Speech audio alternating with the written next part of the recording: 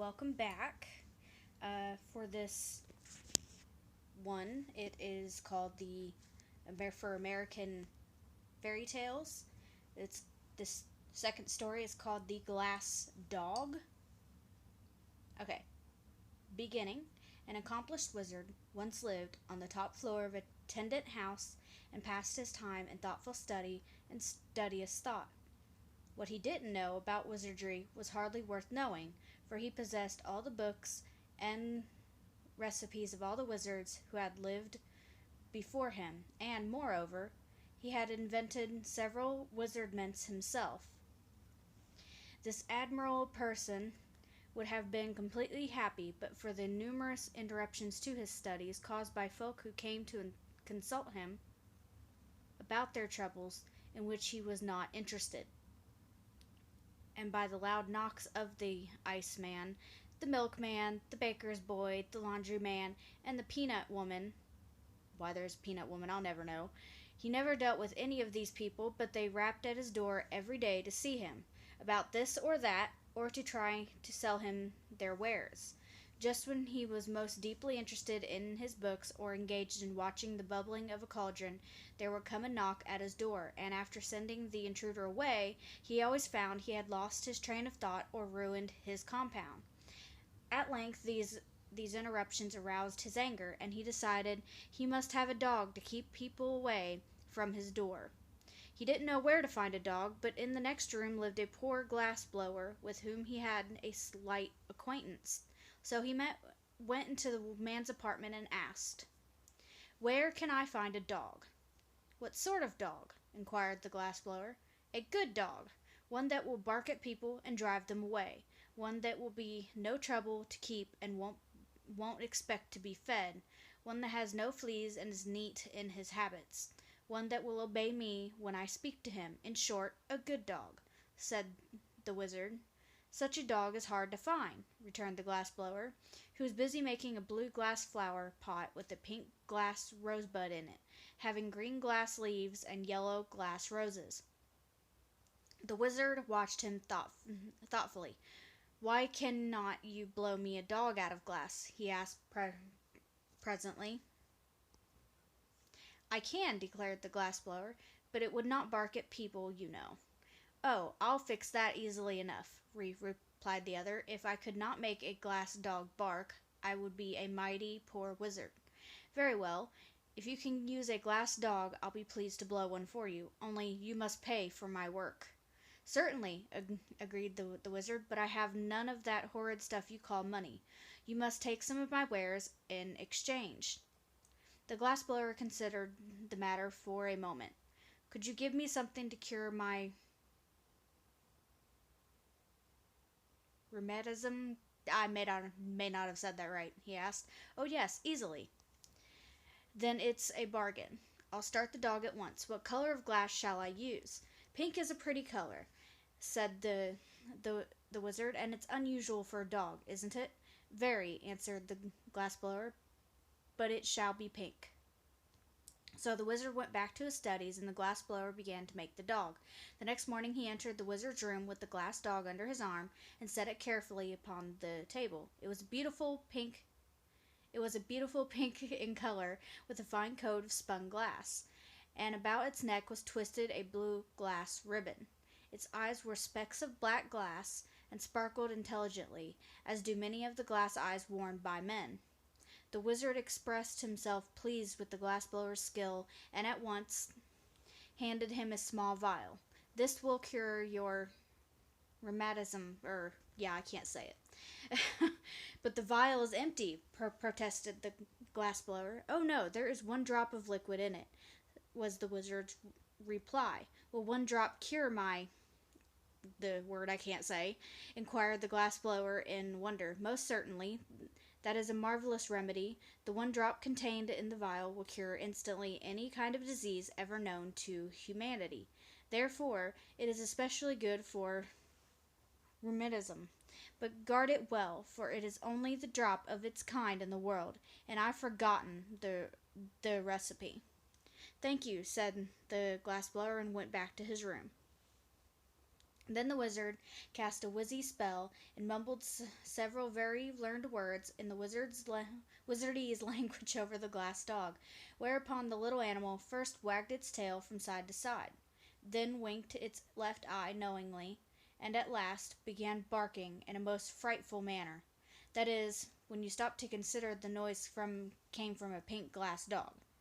There is something almost astonishing in the magic arts of wizards, unless of course you know how to do the things yourself when you are not expected to be surprised at them. The wizard was delighted as a schoolteacher at the success of his spell.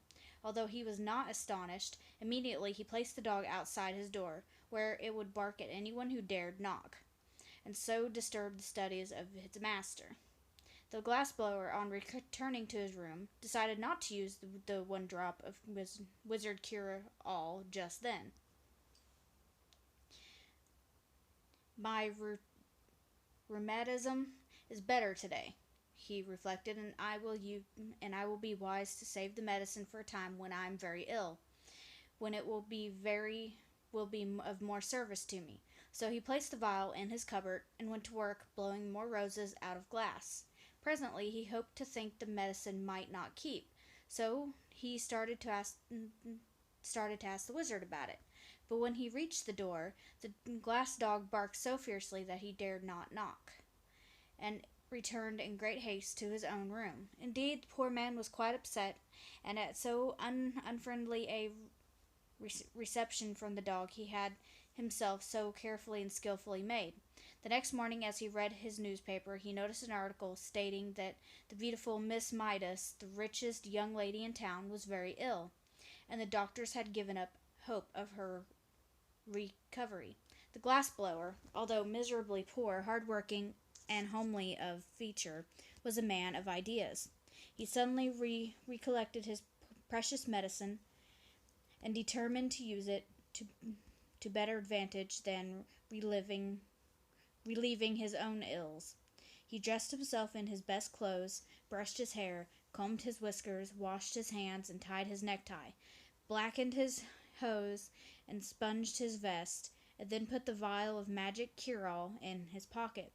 Next he locked his door, went downstairs, and walked through the streets to the grand mansion where the wealthy Miss Midas resided.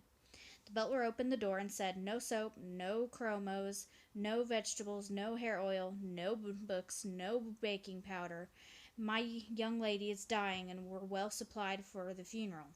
The glassblower was grieved at being taken for a peddler. "My friend," he began proudly, but the butler interrupted him, saying, "No tombstones either. There's a family graveyard and the monument's built."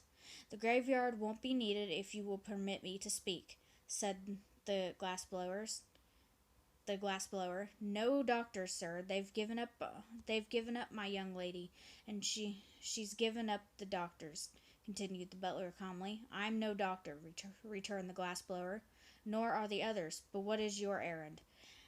"I called to cure your young lady by means of a magical compound. Step in, please, and take a seat in the hall. I'll speak to the housekeeper," said the butler more politely.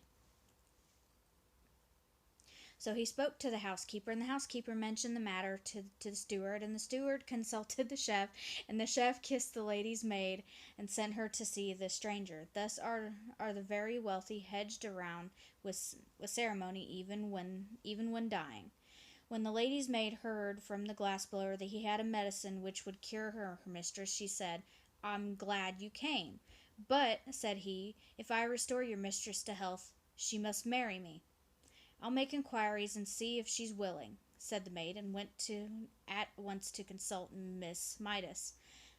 The young lady did not hesitate an instant. "I'd marry any old thing rather than die," she cried. "Bring him here at once." So the glassblower came, poured the magic drop into a little water, and gave it to the patient. In the next minute Miss Midas was as well as she had ever been in her life. "Dear me," she explained, I've an engagement at the Fritters' reception tonight. Bring my pearl-colored silk, Marie, and I will begin my toilet at once. And don't forget to cancel the order for the funeral flowers and your mourning gown." But Miss Midas, remon- remonstrated the glassblower who stood by, you promised to marry me if I cured you. I know, said the young lady, but we must have time to make proper announcement in the society papers and have the wedding cards engraved. Call tomorrow and we'll talk it over. The glassblower had not impressed her favorably as a husband, and she was glad to find an excuse for getting rid of him for a time. And she did not want to miss the Fritters' reception. Yeah, excuse me. Yet the man went home filled with joy, for he thought his stratagem had succeeded, and he was to marry a rich wife who would keep him in luxury forever afterward. The first thing he did on reaching his room was to smash his glass blowing tools and throw them out the window. He then sat down to figure out ways of spending his wife's money. The following day he called upon Miss Midas, who was reading a novel and eating chocolate creams as happily as if she had never been ill in her life. "Where did you get the magic compound that cured me?" she asked. "From a learned wizard," said he, and then, thinking it would interest her, he told her that he had made the glass dog for the wizard, and how it barked and kept everyone from bothering him. "How delightful!" she said. "I've always wanted a glass dog that could bark." "But there is only one in the world," he answered, "and it belongs to the wizard." "You must buy it for me," said the lady. "The wizard cares nothing for money," replied the glassblower. "Then you must steal it for me," she retorted. "I can never live happily another day unless I have a glass dog that can bark." The glassblower was much distressed at this, but said he would see what he could do. For a man should always try to please his wife, and Miss Midas has promised to marry him within a week. On his way home he purchased a heavy sack, and then he passed the wizard's door, and the pink glass dog ran out to bark at him. He threw the sack over the dog, tied the opening with a piece of twine, and carried him away to his own room. The next day he sent the sack by a messenger boy to Miss Midas with his compliments, and later in the afternoon he called upon her in person, feeling quite sure he would be received with gratitude for stealing the dog she so greatly desired. But when he came to the door, the butler opened it. What was his amazement to see the glass dog rush out and begin barking at him furiously. "Call off your dog," he shouted in terror. "I can't, sir," answered the butler. "My young lady has ordered the glass dog to bark whenever you call here. You'd better look out, sir," he added, "for if it bites you, you may have glassophobia." This so frightened the poor glassblower that he went away hurriedly, but he stopped at a drugstore and put his last dime in the telephone box so he could call to Miss Midas without being bitten by the dog. "Give me Pelf 6742, he called. "Hello, what is it?" said a voice. "I want to speak with Miss Midas." Presently a sweet voice said, "This is Miss Midas. What is it?" "Why have you treated me so cruelly and set the glass dog on me?" asked the poor fellow. "Well, to tell the truth," said the lady, "I don't like your looks. Your cheeks are pale and baggy, your hair is coarse and long, your eyes are small and red, your hands are big and rough, and you are bow-legged." "But I can't help my looks," pleaded the glassblower, "and you really promised to marry me." "If you were better looking, I'd keep my promise," she returned, "but under the circumstances you are no fit mate for me, and unless you keep away from my mansion I shall set my glass dog on you." Then she dropped the phone and would have nothing more to say. The miserable glassblower went home with a heart bursting with disappointment, and began tying a rope to the bedpost by which to hang himself. Someone knocked at the door, and upon opening it, he saw the wizard. "I've lost my dog," he announced. "Have you indeed?" replied the glassblower, tying a knot in the rope. "Yes, someone has stolen him." "That's too bad," declared the glassblower indifferently. "You must make me another," said the wizard. "But I cannot. I've thrown away my tools." "Then what shall I do?" asked the wizard. "I do not know, unless you offer a reward for the dog. But I have no money." said the wizard. Offer some of your compounds then, suggested the glassblower, who was making a noose in the rope for his head to go through. The only thing I can spare is a beauty powder. What? Cried the glassblower, throwing down the rope. Have you really such a thing? Yes, indeed. Whoever takes the powder will become the most beautiful person in the world. Damn trains.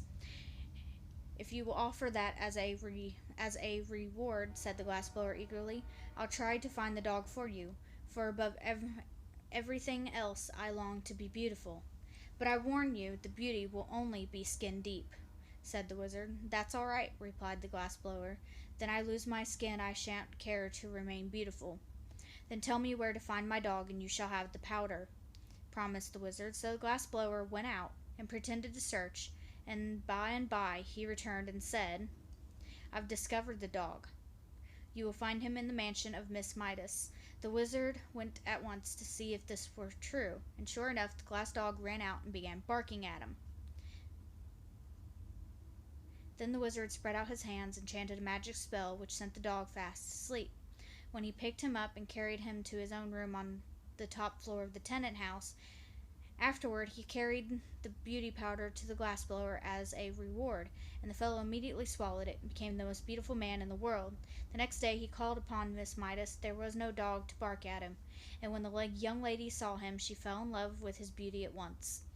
If only you were a count or a prince, she sighed, I'd willingly marry you. But I am a prince, he answered, the Prince of Dog Blowers. Ah, said she, then if you are willing to accept an allowance of $4 a week, I'll order the wedding cards engraved. The man hesitated, but when he thought of the rope hanging from his bedpost, he consented to the terms. So they were married, and the bride was very jealous of her husband's beauty, and led him a dog's life.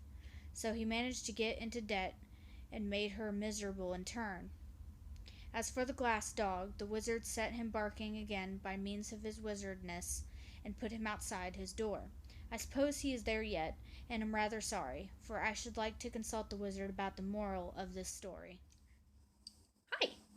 Okay, so this is the end of my video of the story of the glass dog.